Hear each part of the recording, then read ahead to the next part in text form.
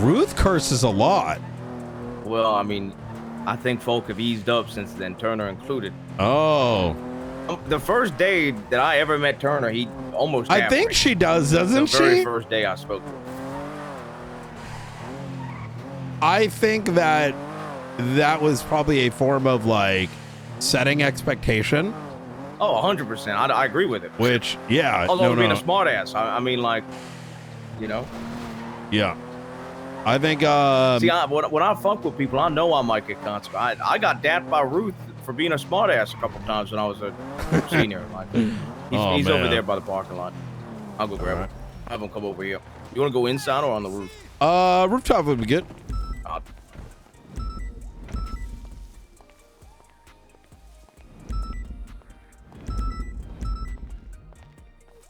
Hey, come over across the street. We're gonna be up on the roof. We're on the roof of the observatory. We just pulled in. Alright, Dottie. Oh yeah, that shit was so funny.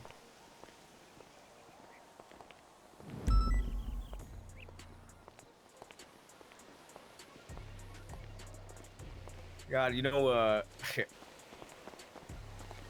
I don't think he'd be a good fit in an apartment like this. But I got my old partner, Avola. Oh man, I wish you would have met that fella. Yeah, he had this like, you know, I personally didn't ever point it out or make fun of him, but he had this thing where he repeated things twice. Wait, so when he did I know him. It's Jimmy Two-Time. Yeah, Jimmy Avola. Yeah. I didn't know that was his last name. Oh yeah.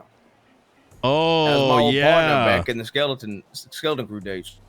Holy shit. He used to when I got captain after Ruth got suspended or whatever, he used to call me Capo Jackson. That is crazy. Yeah, no, yeah, you know Slacks sent him on a secret assignment, and I got debriefed slightly before I left. The whole thing. He sent him like undercover. Wait, did he ever come back? I don't know. Hello. Hey, dude, Chapman? Hey, not too bad, sir. How about yourself? Not too bad. That's good to hear. Good to hear. It's a bit foggy up here today, isn't it? Can't see balls. Yeah, you know, it does get like that from time to time. Yeah. Jesus. Bigger than the old too high. Skeleton crew, you might remember Duncan and Ruth, Chap, and I don't think either of them are around. No. No, I don't believe so. I was talking to Duncan the other day a little bit, but I had to go, so it was a quick hello, and he just made fun of me, and that was about it. Well, I've heard quite a bit about you from Blunt, as well as who else told me about you? A couple people, right? Oh, okay. Yeah. Have you worked with Blunt before? Don't believe so. Maybe. Oh, I think that might be a different. That might person, be a different person. Okay, all the better. There might be two shift people. Oh, that all the fucking better. Well, I was gonna say, I think if you heard it from anybody, it would have been Duncan or Ruth. Yeah, that's certainly people. And Cassidy is like Cassidy's one of my best friends. So. Oh shit. Okay. So tell me a little bit about yourself. Background, where are you from? You know, what kind of police training do you got? Well, from a small town called Brighton in the UK, and used to travel around a lot. Deployed into the military at 18. Served with Aldo here for a very long time. Oh, I was in the British forces for paratroopers. Great time in my life. But then, you know, wars ended after Iraq and all that stuff. We all went back home. I came over here. Oh God, I don't even remember what date it was. Long time ago. And then I became into the skeleton crew for PD under Ruth. I was one of her hires, and really Ruth, left, and Aldo also retired from that. So I kind of followed along because the PD just wasn't a place for me at that time. I just wasn't really fitting in. kind of just didn't really like the vibe of the things. It was too fast for me. I'm a very slow paced type of guy with my policing. I like investigating it and doing it. I don't like chasing a car going around in circles at a million miles an hour. I don't care for that. It's not what I'm about. Okay. All right. So let me what cases have you worked? Give me an example of a case that you've worked. What was your role in that particular case? I haven't really worked on any major cases. I mean, the only case we really looked into was when the HVACs were starting to be stolen at the start of everything. Me and Rip Riley looked into all that stuff and sat up on rooftops, took photos of people stealing these HVACs, following them where they were going. I'd say we were like partners into it. He was main lead. I was kind of just helping him and observing and doing what he was telling me to do. Yeah, just being a soldier, really. Okay. Are you familiar with? I was gonna say, I think he assisted in that capacity as well for the alcohol task force. They didn't get too much. Yeah. Didn't get too much off the ground because I left shortly after. But that's something we're working on as well. They mean to cut you start off. Looking into moonshine and stuff like that. But yeah, it never took off. Okay. So let me ask you a question. Do you know what the marshals are intended for? Have you had a opportunity to kind of grasp of what our mandate is? No, not really. I'm not really familiar. I've heard a lot of things like just guys are around and stuff, but I haven't heard like in detail. No one's really explained anything to me. The marshals are the last line of defense between, quite frankly, I think freedom and the lack thereof. The final line between corruption and the stopping of it. We oversee, from a law enforcement perspective, every government agency. We are responsible for any state level threats. And it even expands to things like, large scale criminal organizations. Investigations are something that we spend 70% of our time on. Our 78s are backing up each other on what they're working. So if Aldo gives me a call and he's like, hey, there's this guy that I've been looking at for a minute, and I think I'm about to grab him on something. We jump on that shit. Make sure he's got everything he needs. He's the lead of that scene. He can tell me, hey, I need you here, and I'm going to go and do that. Right? Right.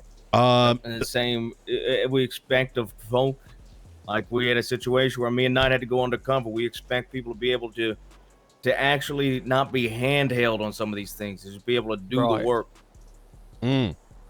Now, it sounds like the military, really.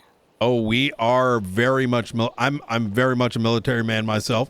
I will break people down if needed. It's not my first option, but if I think something's wrong, you're going to hear about it after the situation.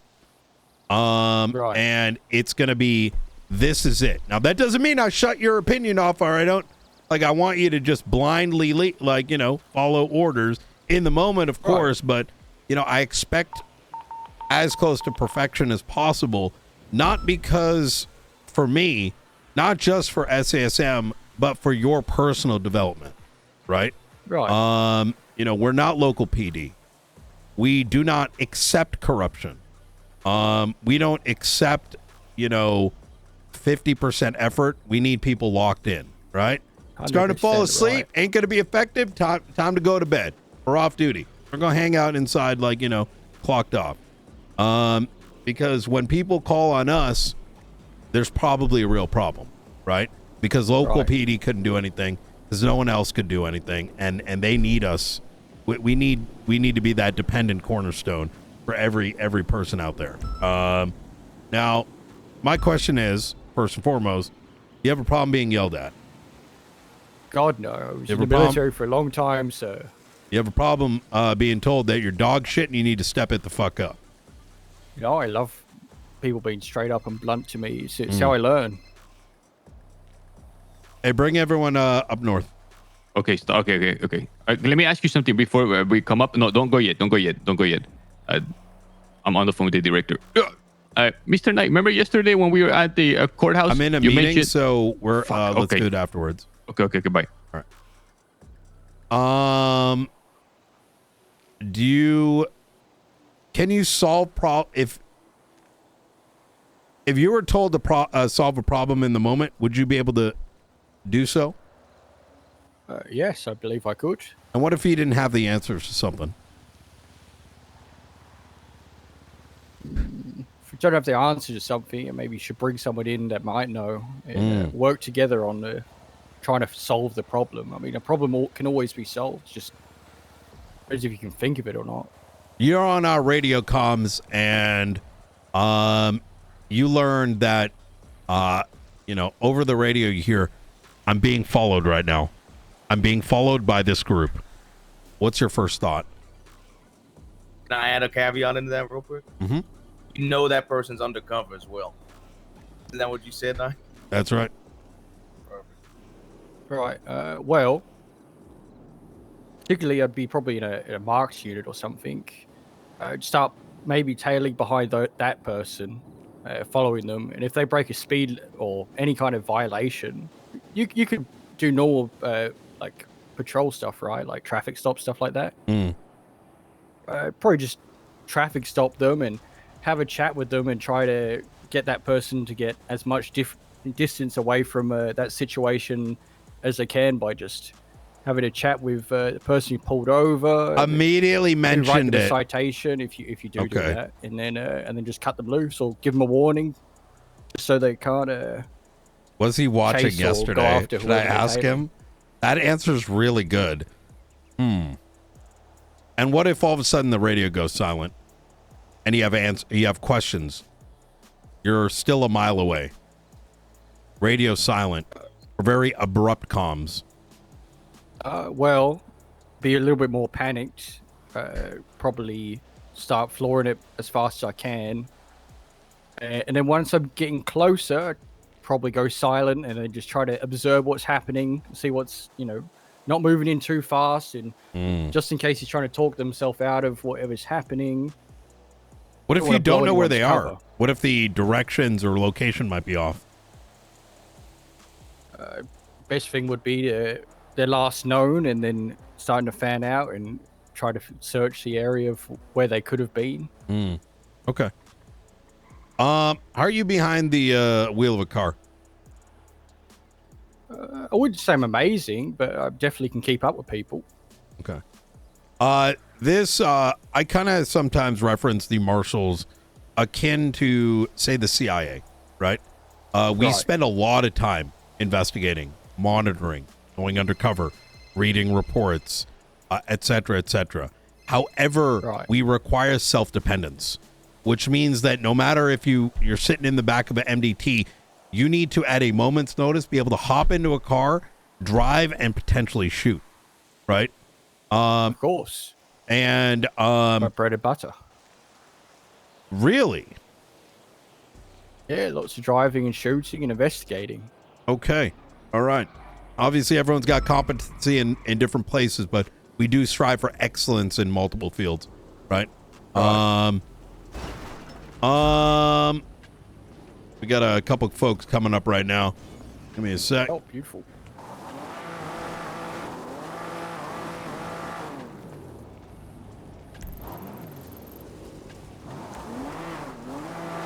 Feel sorry for whoever needs to do that grass. Yeah. What the hell happened to the vehicle? You good?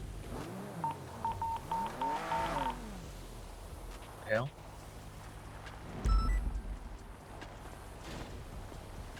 What time do you normally start shift? Late shift 3 into shift 1, and then probably to about this time. Okay. Maybe an hour later I'll be going off. All right. Hola. Hello. Hello. Hey, Hello. Good, how are you? Sean. I'm Merrick Chapman. Sean Duncan, nice to meet you. Yeah. We got Sean, we got Coyote, and we got McAllister. Gentlemen, I want you to kind of observe this, and then once myself and And Aldo here are done asking questions. I want you guys to jump on in, ask what you need to. This man is, he's meeting over here for his interest in SASM. Sound like end of shift 3 into shift 1? Yeah. Okay. Correct. So I asked you some of the kind of the more basic things. What about availability? Like on a weekly basis, how many hours would you be able to invest into SASM? I mean, I'm available apart from really weekends. Is Opal's asking for a month available right like now, by the way. yeah, 7 Shit. to 8 hours. You a want to? day. Yeah, go ahead. Give her a call, Aldo. Yeah, I'll give a call. All right. Sorry, go ahead. Just 5 days a week, Monday to Friday, probably about 8 hours. Oh my God. Okay. Depends how much I get into it. If I'm really having a good time, it's a bit longer. I'm going to give you a scenario.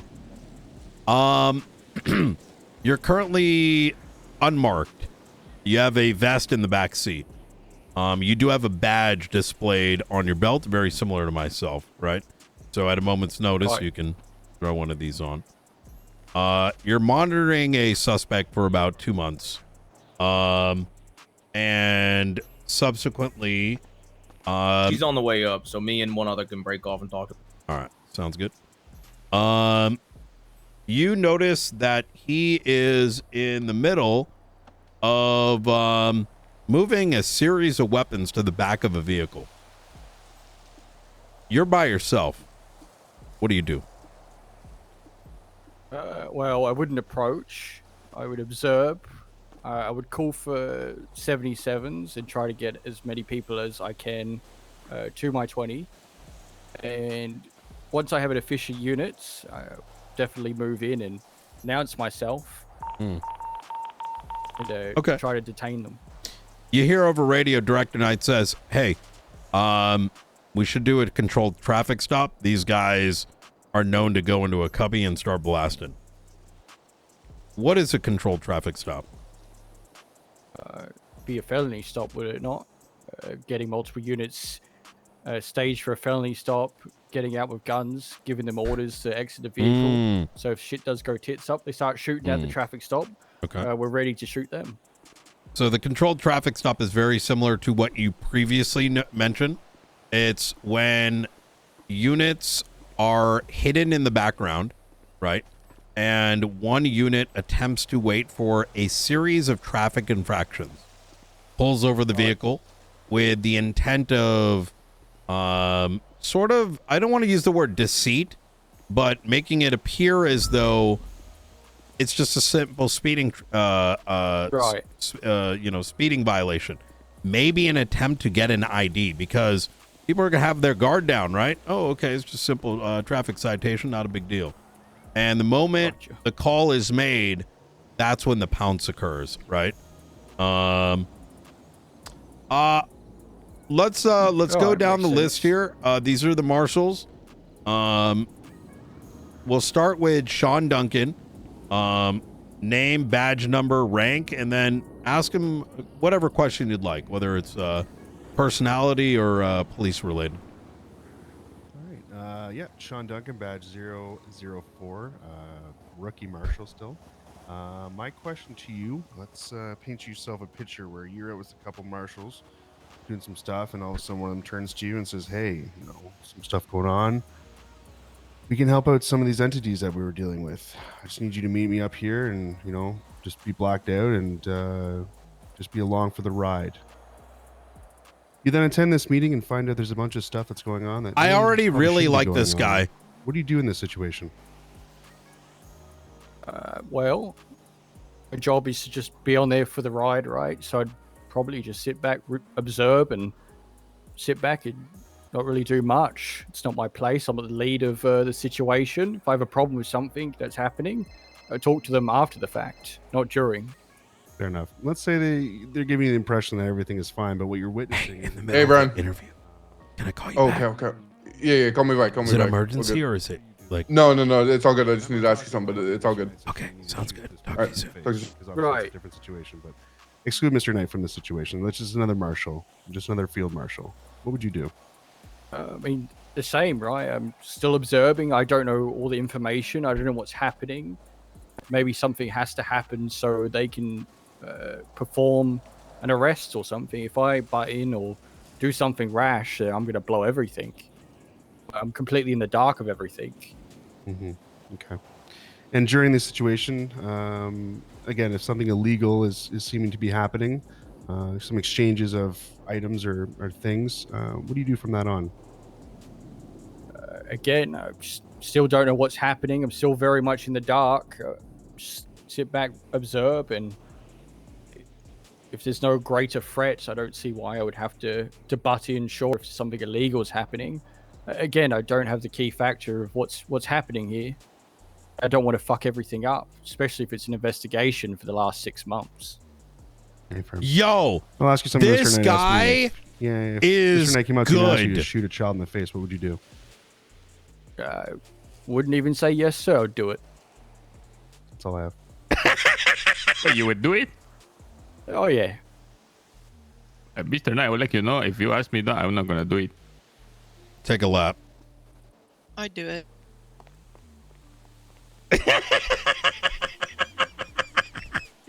All right. That's all I have. All right. McAllister? Oh, I was wondering if we were waiting until he came back. Hi. My name's James. I'm gonna tell Mr. Badge number 078. I'm a deputy state marshal.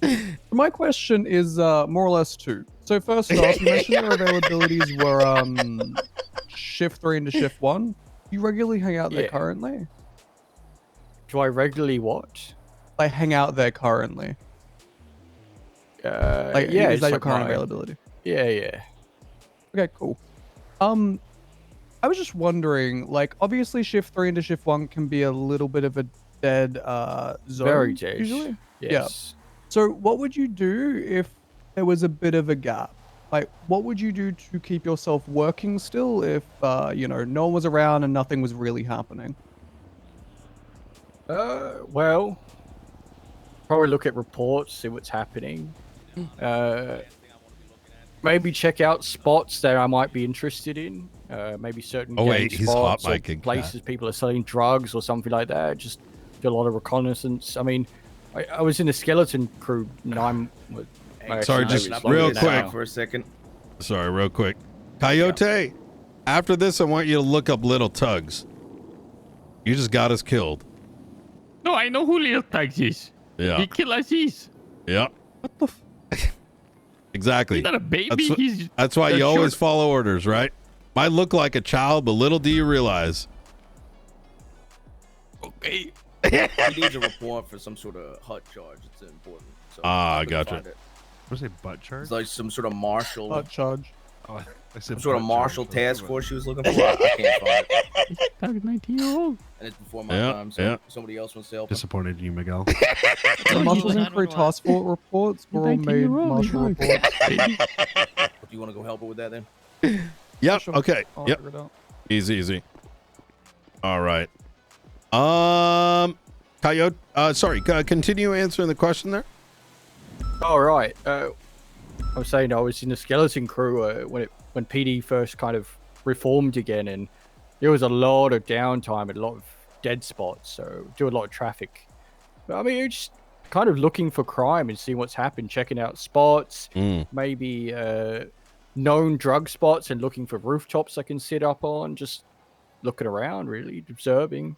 Good. All right. Coyote, go ahead. Your question, personal or professional, your choice. So, I have a question. So you start your shift today or just any day. No one's really around. You're the only one. So that no one is there to give you a directive, tell you what to Right. work on. So you kind of have agency. Like, what are you doing? How you go about without the director or a superior giving you direct orders? Well, I just look through reports, past reports, maybe look at warrants, see what's happening. Just kind of find things to do, really. Patrol, find which is- crime. Yeah, like what do you lean towards? I guess is what I'm saying. Like whenever no one is giving you the order and you have agency to do as you please? Like, what is the style that you lean into? Like, what is the thing you're like you have passionate no about, like your strengths? like you got no casework. You're the only one on duty. You know, what's your vibe, right? Is that what you're asking, Coyote? Yeah, 100%. Sorry, vibe.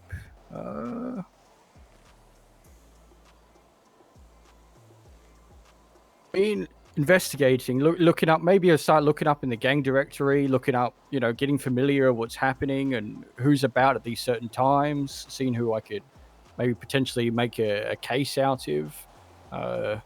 It's kind of what I used to do a while back. I'd go through gang dossiers, start looking at who the leaders are, what they do, how aggressive they are, and kind of just learn how people work and operate, so I can approach better. Like being a cheeky fuck to Miguel Almerian's probably going to get me absolutely destroyed and shot 1,000 times.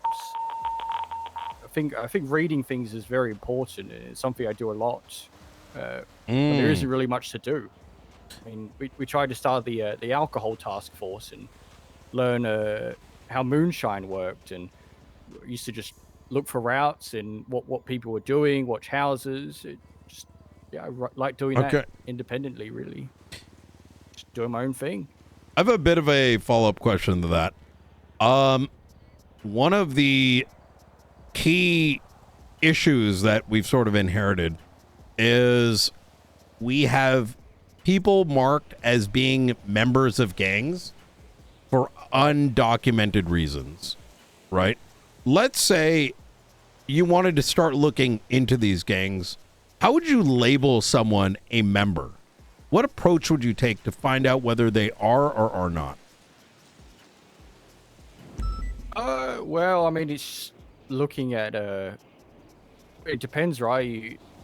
You have those loud gangsters that are loud and proud about who they are, and they'll parade about it. Maybe certain insignias, tattoos, gang flags, anything of the sort. Sometimes you just can't pin that someone's a part of something until you get lucky, I guess, and they brag about it or do something. Just because they hang out with a group every single day and do stuff with them doesn't mean they're affiliated or that they're a part of that gang.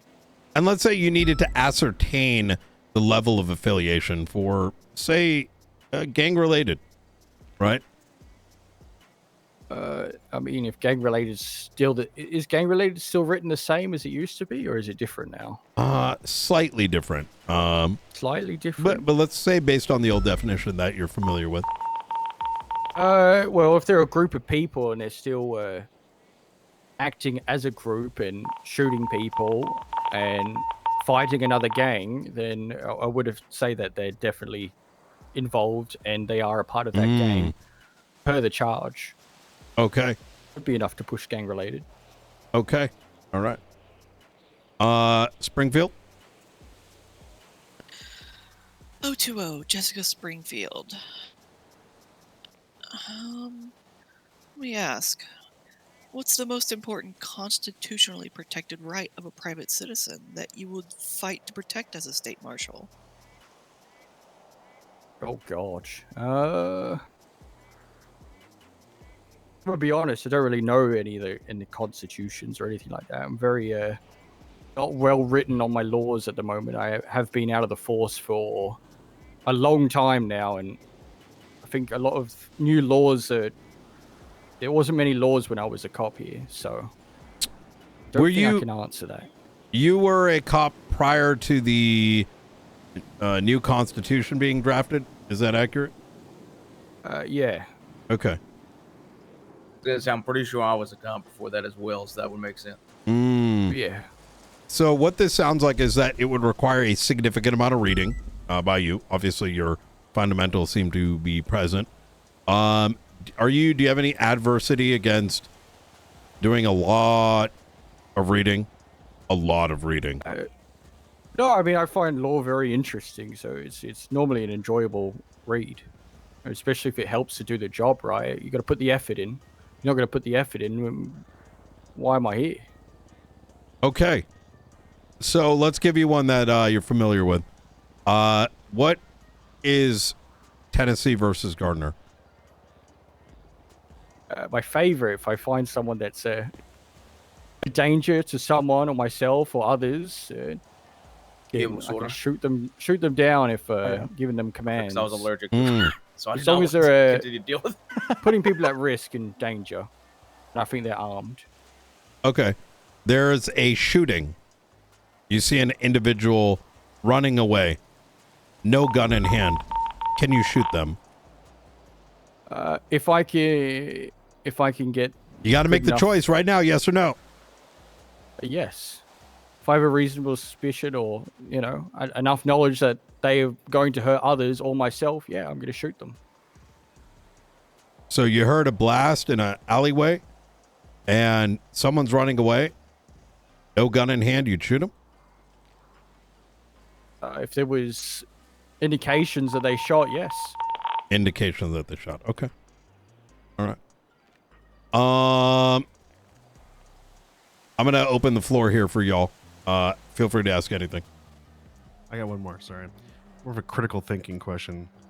Today's Wednesday, right? How many people in the world right now do you think are wearing a tie? Millions. Give me a number. There's no right or wrong. Just give me a number. 5.5 million. Okay. Now it's Friday. How many people are wearing a tie? Say it again, sorry. And now it's Friday. How many people are wearing a tie? 5 million. Why is that? Because Asia's a big country, and on the weekends they still wear ties. Oh. But why is the number down? Because the other 500,000 is probably America, and they aren't wearing ties. Okay. That's it. Okay. All right. Okay. All right. Any other questions? Anybody? All right. Is this how you normally dress? Ooh. Yeah, pretty much. I just got off the plane. I'm a military man, so this is all I have. I don't really have anything else. So just wear the clothes on my back and I move around a lot.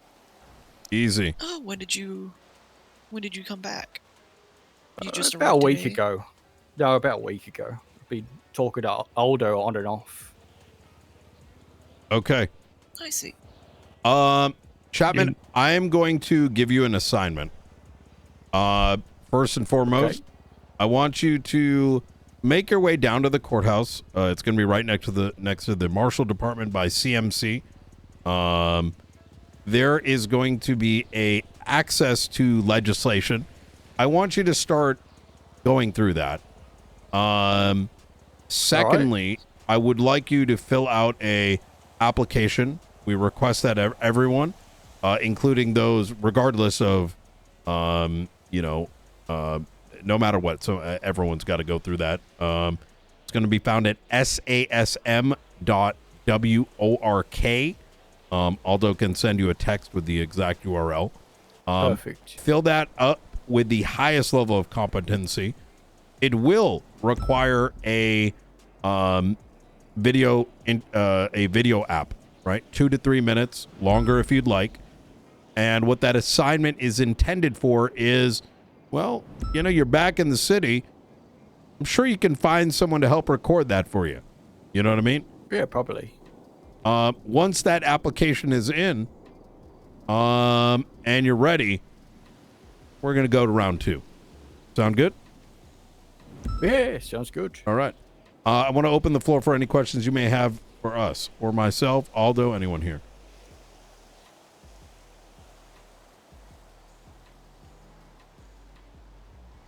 I'm just curious what you've been up to for the last week since returning.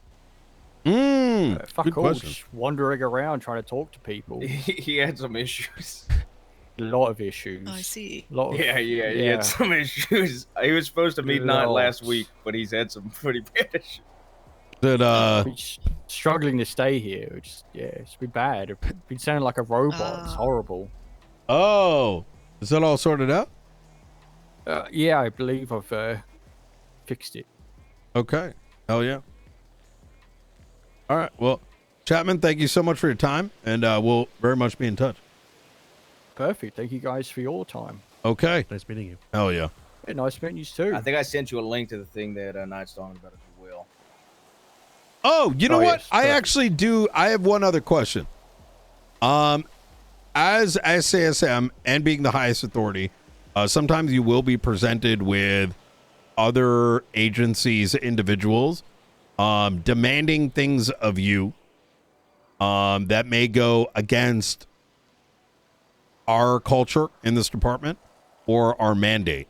How would you handle that situation?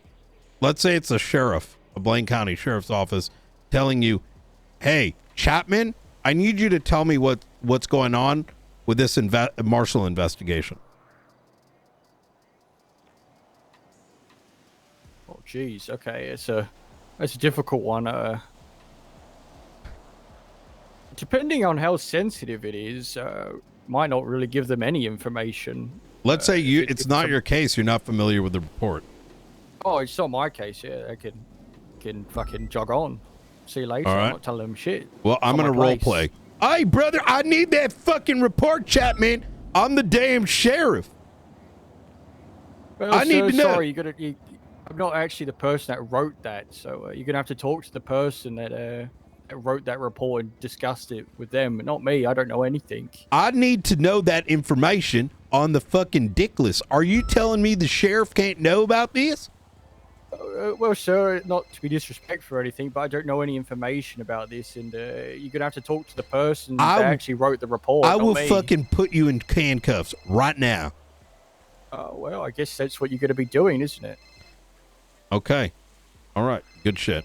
This is under sheriff calling. I think she must have heard me.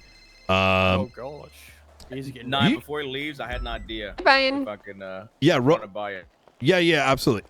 Angel, just 2 seconds.